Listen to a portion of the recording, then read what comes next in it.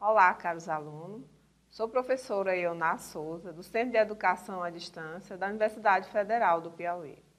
Sou graduada em Direito, em Pedagogia e pós-graduada em Direito Civil e Processo Civil. E agora coordenando a disciplina Comportamento do Consumidor, onde terá sua carga horária de 60 horas aulas, certo? E o objetivo da disciplina é proporcionar ao aluno uma visão ampla do direito do consumidor, buscando a ele compreender as formas legais, certo? Na sua teoria e prática, e a fim de provocar mudanças positivas no seu comportamento. O objetivo geral da nossa disciplina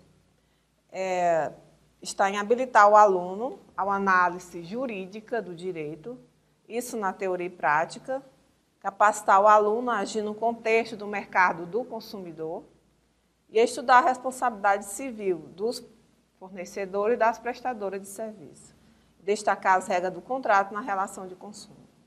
Para tanto, dividimos a nossa disciplina em conteúdos, a qual a primeira unidade será estudada os elementos da relação de consumo, ou seja, quem é o consumidor, quem é o fornecedor, os objetos da relação de consumo, quais são os elementos que fazem parte desse objeto da relação de consumo.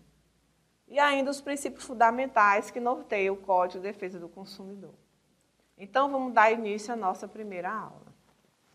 Bem, o Código do Consumidor veio com a Lei 8.078, de 11 de setembro de 1990. Veio justamente uma lei específica, a qual trata da relação de consumo. E o consumidor é a parte principal dessa relação. Agora, abordar quem é esse consumidor. O artigo 2º da lei diz que o consumidor é toda pessoa física ou jurídica que adquire ou utiliza produto ou serviço como destinatário final. A princípio, vamos definir quem é esse consumidor. O artigo está bem explícito, pessoa física ou jurídica que adquire ou utiliza o produto como destinatário final. Ou seja, o consumidor pode ser uma pessoa física, a qual que é o normal, ou seja, eu, você, ao adquirir um produto, ao comprar um produto, desde que sejamos o destinatário final. Agora vem a ênfase, como uma pessoa jurídica pode ser o consumidor nessa relação? Um exemplo é a medida em que eu tenho uma empresa e ela adquire um pacote ou de internet ou de telefonia para uso do meu estabelecimento. Ou seja, eu, pessoa jurídica, junto com outra pessoa jurídica, tenho uma relação de consumo à medida em que eu adquiro aquele serviço ou produto e seja eu o destinatário final. Ou seja, que ela não é a minha atividade de lucro. Eu não estou repassando aquele produto ou aquele serviço. Existe um outro tipo de consumidor, a qual o próprio código traz e a própria doutrina destaca, como consumidor por equiparação. O que seria esse consumidor? Ou seja, mesmo eu não adquirindo esse produto de forma direta, certo? Mas eu sendo o destinatário final, eu sou considerada consumidor. Vai um exemplo, eu vou proporcionar uma festa, a qual eu contrato um buffet. E aí esse buffet, os alimentos vieram estragados, veio salgadinho estragado. E todas aquelas pessoas que fazem parte daquela festa, os meus convidados, se sofrerem algum dano, eles também se equiparam ao consumidor. Outro exemplo, ganhei um presente. Esse presente veio com defeito ou algum vício. Eu também sou consumidora, certo? Então, tanto o código como a doutrina assegura esse consumidor por equiparação. Além de que existe o terceiro que seria? É alguém que sofre um acidente de consumo. Outro exemplo, o meu carro, eu estou no meu carro, e aí deu um problema de freio, um problema de freio, houve um acidente, eu estava com um colega do lado e a pessoa que estava do meu lado sofreu um acidente. Então, tanto eu como o meu colega somos o que é equiparados a consumidor. Eu já sou consumidora, certo? Mas ele, por ser um terceiro que sofreu um acidente, ele é o consumidor. Ou seja, tanto a pessoa física como a pessoa jurídica, como aquele que não adquiriu o produto, como um terceiro, desde que seja um destinatário final, são consumidores. Agora vamos definir quem é esse fornecedor. Fornecedor, de acordo com o Código do Consumidor, é também toda pessoa física ou jurídica, pública ou privada, nacional ou estrangeira, bem como os entes despersonalizados que desenvolvem atividade de produção, montagem, criação, construção, transformação, importação, exportação, distribuição ou comercialização de produtos ou prestação de serviço. Aqui, mais uma vez, nós vemos a pessoa física ou jurídica, né? De forma pública ou privada, tanto faz ser nacional ou estrangeira, certo? Até também os entes despersonalizados. Essas atividades a qual eu descrevi, ela não se exaure por aqui. São apenas um rol exemplificativo. Ela pode ir muito mais além do que essas atividades, desde que preencha o requisito principal, que é a lucratividade, ou seja, de forma habitual. Vamos entender melhor o que é essa lucratividade de forma habitual. Como eu havia falado, a pessoa física fornecedora. Aí fica a pergunta, a pessoa física fornecedora é um caso a ser trabalhado. A pessoa física como fornecedora, ela tem que ter aquela atividade habitual lucrativa. Ao exemplo, os feirantes, seja sacoleira, os comerciantes, que eles ainda não estão relacionados juridicamente, não estão registrados juridicamente. São pessoas físicas que exercem a profissão e a atividade lucrativa. Mas não está incluso aqui como fornecedor, um exemplo a qual eu irei citar, é o fato de eu vender o meu bem móvel ou imóvel. Vamos dizer assim, vou vender o meu carro para o meu vizinho, ou então se utiliza muito classificados, utiliza muito na internet a questão do mercado livre. Você tem que observar se aquela pessoa tem habitualidade, né, de exercer aquela atividade. O fato de eu vender o meu carro não é uma questão habitual, apenas estou me desfazendo do meu bem. Então, o fato de desfazer do meu bem a um colega, a um comprador, a um vizinho, isso não se coaduna na relação de consumo. Isso vai para o Código Civil. Mas, se eu tivesse uma frota de carro e assim alugasse ou vendesse carro, aquilo era a minha habitualidade, eu adquirisse lucratividade com aquilo, aí sim eu estaria na relação de consumo. A pessoa jurídica, essa já é uma regra, vamos dizer assim, pessoa jurídica que exerce uma atividade a quais eu havia citado, né? Em relação à lucratividade, ela é um fornecedor. Ente despersonalizado é caracterizado como uma empresa da massa falida. Ou seja, mesmo após a empresa ter decretado falecimento, ela ainda se responsabiliza pelaquela relação de consumo. Serviços públicos, né, os serviços públicos também estão inseridos aqui, desde que esse serviço público seja prestado através de tarifas, ou seja, água, luz. O consumidor também se enquadra aqui nessa relação de consumo, quando ele vai reclamar a questão dessas duas questões, água e luz. E agora, atualmente, o STJ decidiu, né, levar em consideração também nessa relação de consumo as sociedades sem fim lucrativo.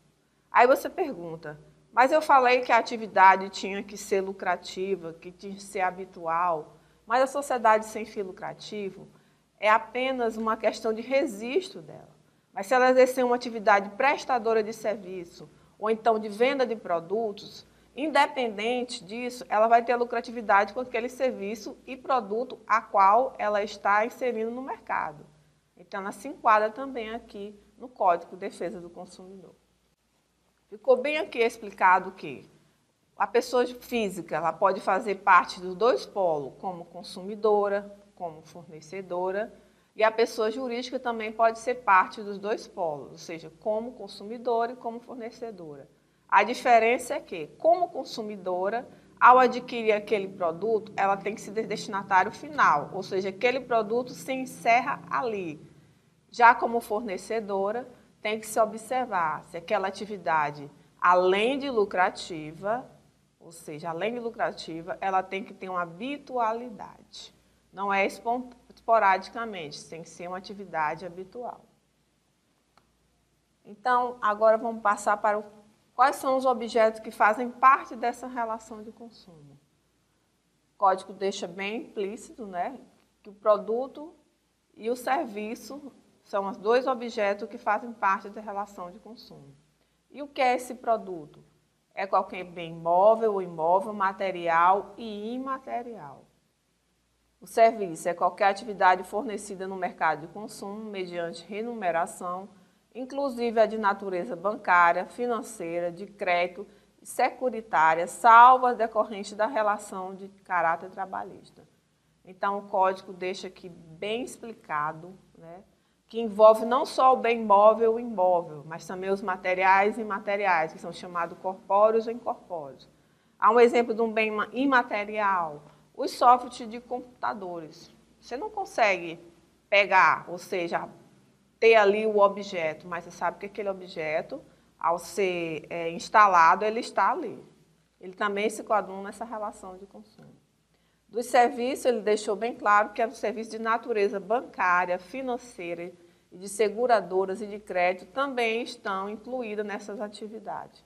Depois de entendido quais são os sujeitos dessa relação de consumo e qual objeto que fazem parte dessa relação de consumo, o direito do consumidor para assegurar, como todas as outras leis específicas ou normas regulamentadoras, são inseridas de princípios, né? E o que são princípios? Princípio ele pode ser definido como conjunto de padrões de conduta que estão presentes de forma implícita ou explícita no ordenamento jurídico. Então, o Código de Defesa do Consumidor ele traz alguns princípios a qual estão implícitos ou explícitos no seu código. E eu vou aqui abordar apenas alguns que são interessantes, né, para que o aluno veja na nossa aula. Primeiro princípio, do protecionismo do consumidor. Então, o artigo 1º do Código de Defesa do Consumidor traz: o presente código estabelece normas de proteção e defesa do consumidor de ordem pública de interesse social. Ou seja, é uma norma de ordem pública e interesse social, a qual ele busca proteger o consumidor. Então, o consumidor aqui é a parte principal dessa relação. É como a CLT está para o direito do trabalho, está para o trabalhador, né? O direito do consumidor está para o consumidor. Uma forma de proteger o consumidor, e que atualmente, né, você chega no estabelecimento e lá está exibido, né, um código, isso não é uma coisa que foi feita de forma espontânea, existe uma lei que regula isso. É a Lei 2.291 de 2010, que obriga ao estabelecimento comercial exibir, né, o Código do Consumidor. Caso ele não venha a fazer isso, existe uma multa de R$ 1.069,10. Quer dizer, só o fato de não ter a exibição daquele código, o estabelecimento está infringindo a lei. Isso é uma proteção ao consumidor, certo? Consequência também dessa proteção, ou seja, quando se tratar de contratos, certo? Mesmo que tenha autonomia entre as partes e que gere a obrigação entre as partes, a proteção aqui ao direito do consumidor, ela também protege a questão de haver no contrato cláusulas abusivas, que nós veremos a posterior a questão contratual. Apenas ligando esse princípio a essa relação de consumo. Aí temos como exemplo os contratos. O contrato, apesar de ter assinado de boa vontade, eu não fui induzido a assinar aquele contrato, mas eu tenho essa proteção em relação a esse contrato, caso eu venha a ser ferido nos meus direitos. Ou seja, por exemplo, uma cláusula abusiva no contrato. E para proteger o consumidor, né, quando se fala em direitos coletivos, ou seja, o Ministério Público pode intervir com a ação civil pública. O que nós estamos vendo atualmente é a questão da CPI das telefonia, né? A questão também da água, que aqui está sendo, o Ministério Público está movendo uma ação, né, para ver essa questão toda da poluição. Por quê? Porque ali enquadra a relação de consumo. Agora vamos passar para o outro princípio, que é um dos princípios norteadores realmente do Código de Defesa do Consumidor, que é o princípio da vulnerabilidade, que está inserido no artigo 4º, inciso 1º, que reconhece a vulnerabilidade do consumidor no mercado.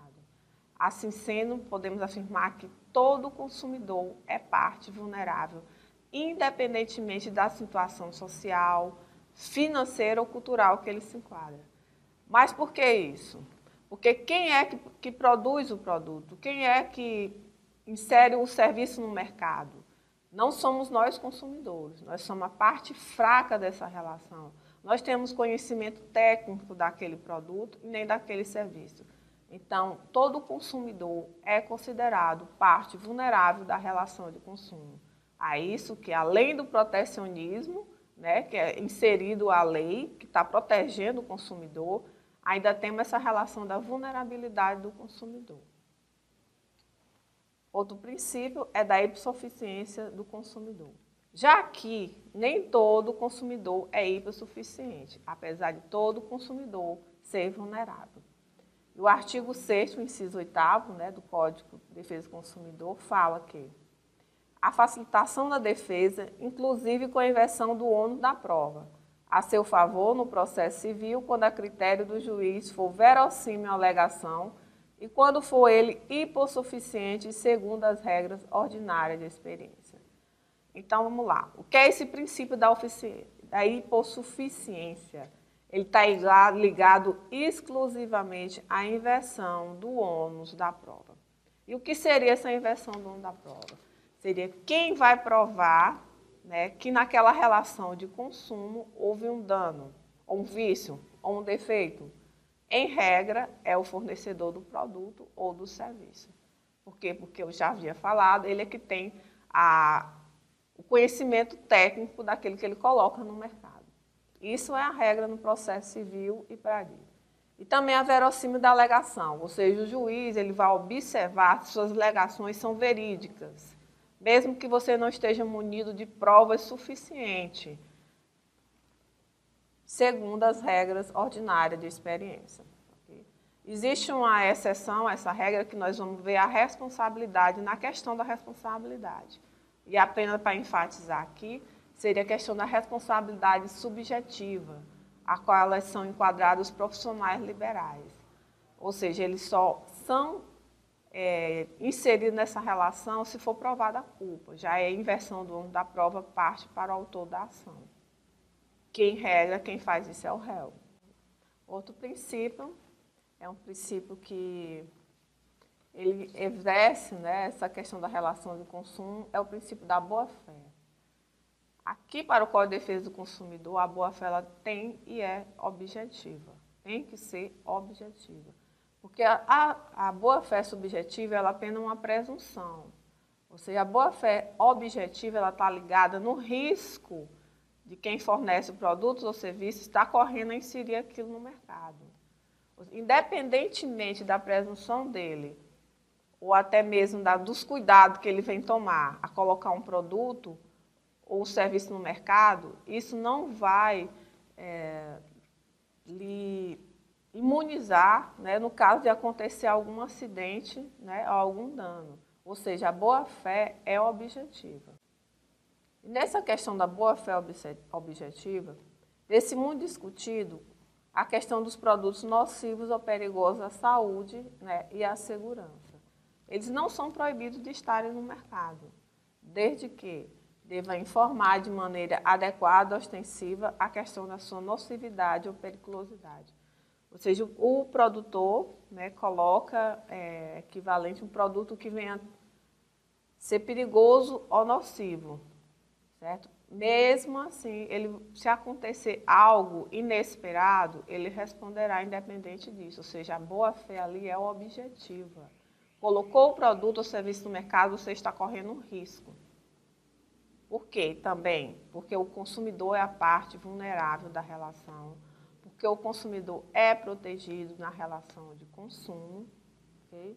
Foi os princípios a qual eu já falei anteriormente.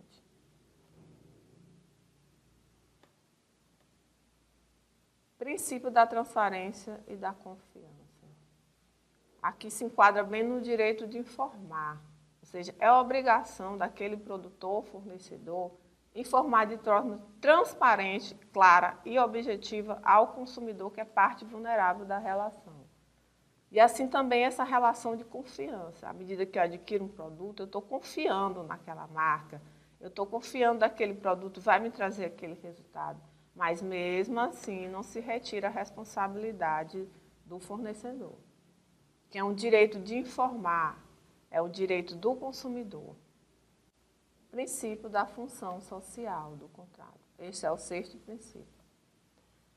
O princípio da função social do contrato, é falado que nós temos a autonomia da vontade, a liberdade de contratar, mas mesmo assim esse contrato tem que ter um equilíbrio entre as partes. Certo? Se houver a questão de desequilíbrio de uma das partes, que a maioria das partes vai para a parte do fornecedor, do contratante, certo? Então, tem que ter essa função social do contrato, assegura você rever nas questões abusivas desse contrato, que é muito se utilizado quando vai fazer uma revisão contratual. O sétimo princípio, agora de forma a assegurar também essa relação de contrato, o princípio da equivalência negocial. Certo? Esse equivale principalmente aos consumidores, a qual a doutrina enquadra como hipervulneráveis e destaca os idosos, crianças e deficientes. Mesmo tendo essa liberdade de contratar, né, vê também essa necessidade de uma proteção especial a essa classe, a classe de idosos, de crianças e deficientes, que são a parte hipervulnerável dessa relação. Então, ainda tem essa assegurabilidade ao consumidor. E agora vamos para as devidas conclusões dessa nossa primeira aula. Então, aprendemos e destacamos que quem é esse consumidor? Né? Esse consumidor pode ser pessoa física ou jurídica, né, que adquire um produto como destinatário final. Isso ficou bem claro. Quem é esse fornecedor? Pode ser uma pessoa física, jurídica ou despersonalizado, que tem a habitualidade da lucratividade. E dentre os princípios, né, o princípio, entre a relação de consumo, né, temos o objeto, que é o produto, que é o serviço. E dentre os princípios, destacamos o princípio da proteção do consumidor, né, que é o princípio, vamos dizer, o princípio principal seria a redundância, mas é o princípio mais importante, né, qual ele protege bem o consumidor. Logo mais, nós falamos do princípio da vulnerabilidade, que todo consumidor é vulnerável, ou seja, ele não conhece as técnicas daquele produto ou serviço. O princípio da hipossuficiência, que enquadra bem a questão da inversão do ônus da prova, quem deve, quem tem o dever de provar, né? Quem regra é o fornecedor do serviço ou do produto. Destacamos também o princípio da hipossuficiência, né, já falei. O princípio da boa-fé, que é a regra que rege o Código de Defesa do Consumidor. Né, que quem participa dessa relação de consumo, ou seja, o fornecedor tem que agir de boa-fé, sempre, objetiva, de forma objetiva, independentemente dele ter culpa ou não. E o princípio da transparência e da confiança, que está inserido no direito do consumidor, que é o direito de informar, né? Informar de forma clara, objetiva e adequada, né, nessa relação de consumo. E o princípio da função social do contrato, que busca equilibrar as partes, já que o consumidor é parte vulnerável, nós, ao assinarmos um contrato, podemos discutir essas cláusulas, que se vê-se muito no contrato de adesão, que nós somos, de certa forma, obrigados a assinar. Mas também não se poderia fazer um contrato para cada pessoa que quisesse adquirir aquele produto ou serviço, né? Até se é aceitável, mas também é assegurado que se ele vier com cláusula abusiva, se ele vier com onerosidade excessiva, vier com juros abusivos, de se discutir esse contrato em juízo. O princípio da função social, já havia falado. Agora, o princípio da equivalência, que bem equivale aos hipovulneráveis, como eu já disse, proteger as pessoas mais especiais, como os idosos, que ultimamente vem fazendo muita questão de créditos consignados, e realmente tem a liberdade de escolha, tem a liberdade de contratar, tem a vontade entre as partes, mas tem que ser revisto judicialmente, porque eles são a parte mais hipervulnerável dessa relação. Então, aqui concluímos a nossa primeira aula, certo? Do módulo, 60 horas, qual destacamos todos os itens relacionados. E até a próxima. Foi um prazer estar com vocês.